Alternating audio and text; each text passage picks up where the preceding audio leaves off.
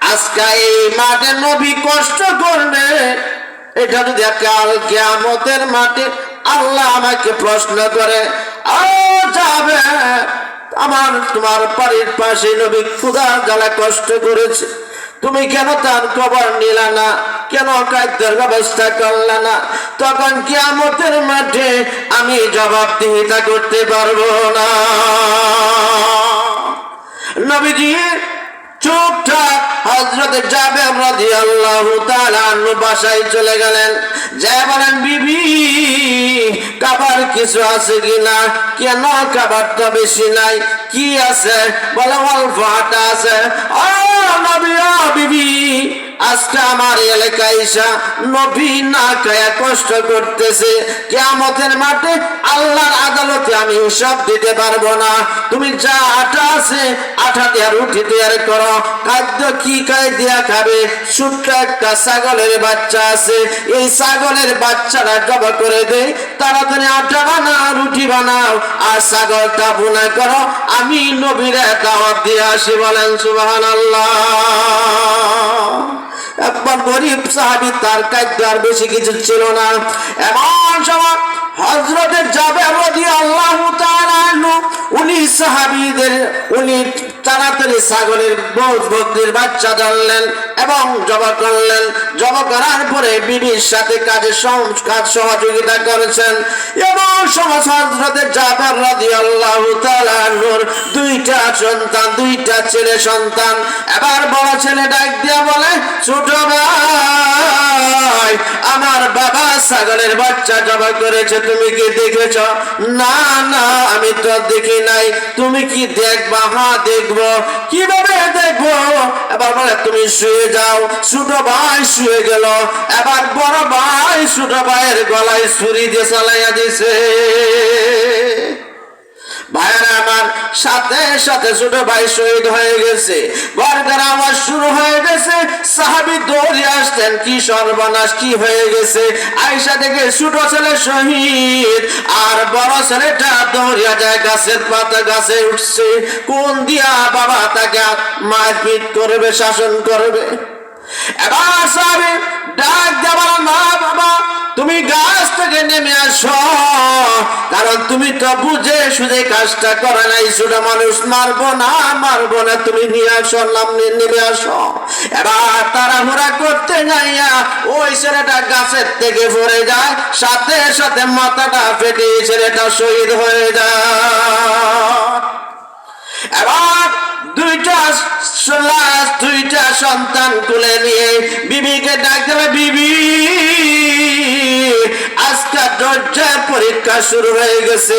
আজকে আমাদের ধৈর্যের পরীক্ষা শুরু হয়ে গেছে, ইমানি পরীক্ষা শুরু হয়ে গেছে। দেখো, একটা ছেলে শহীদ হয়ে গেছে, আর দ্বিতীয় ছেলেটা গাছ থেকে পড়েছেও শহীদ হয়ে গেছে।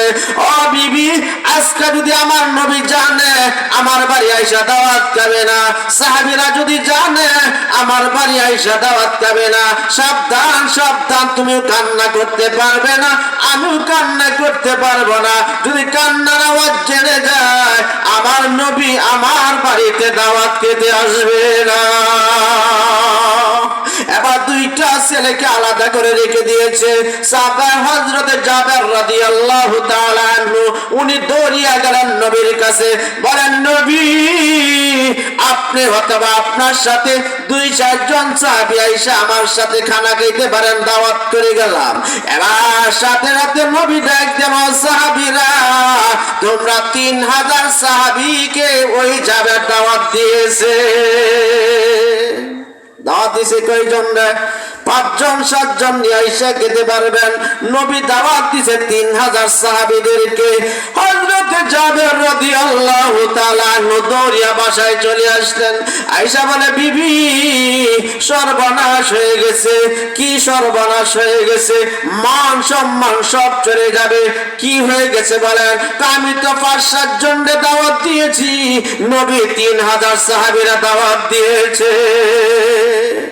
এবার বিবি ডাক ডাক দিয়ে বলে, স্বামী ওই চিন্তা আপনার করতে হবে না, যেহেতু পবিত্র নবীর পবিত্র জবান দিয়া 3000 সাহাবীদেরকে দাওয়াত দিয়েছে, অবশ্যই আল্লাহ রহমত করবে। বলেন সুবহানাল্লাহ। রহমের মালিক কে? এবার সাহাবীরা নিয়ে আসতে যান, সাহাবীদেরকে নিয়ে আসতে যান রাসূল সাল্লাল্লাহু আলাইহি ওয়াসাল্লাম জাবেরের বাড়িতে। রাস্তার মধ্যে হযরতে জিবরাইল সাল্লাম এসে হাজির। বলেন, নবী আপনি কোথায় যান? আমি জাবেরের বাসায় দাওয়াত খেতে যাই। নবী, আল্লাহ আমাকে আপনার কাছে পাঠাইছে। কেন আমার কাছে পাঠাইছে? আপনাকে জাবেরের বাসায় দাওয়াত খাইবেন।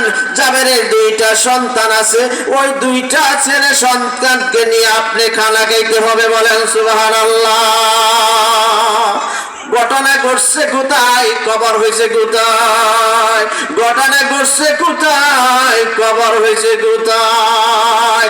এখানে যা কিছু হয়েছে আল্লাহ জানে না, জানে না? জুড়ে বলেন, জানে না, জানে না? এবার সাহাবীদেরকে নিয়ে আসলাম, সব সাহাবীরা বসলেন। বলেন, রাসূল বললেন, সাহাবী তোমার 2টা সন্তান আছে কোথায়? আল্লাহ রাসূল তারা ঘুমায়া গেছে, তুমি ঘুম থেকে সজাগ করো না। আল্লাহ রাসূল যদি এখন ঘুম থেকে সজাগ করি, তারা কথা কান্নাকাটি করবে, তারা ঘুমের সময়। সাহাবী তুমি আমি বলছি তাদেরকে নিয়ে আসো, আমি একসাথে খানা খাবো। না আল্লাহ রাসূল দরকার নাই, তারা ঘুমাইছে, আপনারা কে নেন। এবার নবী একটা সাহাবী, তুমি কি জানো না আমি যা বলছি তাই করবো? তোমার 2টা সন্তান ছাড়া আমার তোমার বাসা খানা খাবো না। তোমার 2টা সন্তান ছাড়া আমি এখানে বসে খানা খাবো না। এবার সাহেব একদিন, ইয়া রাসূলুল্লাহ আমার একটা ছেলে জবাই হয়ে শহীদ হয়ে গেছে, আর একটা ছেলে মাথা পেটে শহীদ হয়ে গেছে। ঠিক আছে, সময় শেষ করে দিচ্ছি। না না না, সময় শেষ, যেহেতু আজান হয়ে যাবে, আজান হবে, তা আমি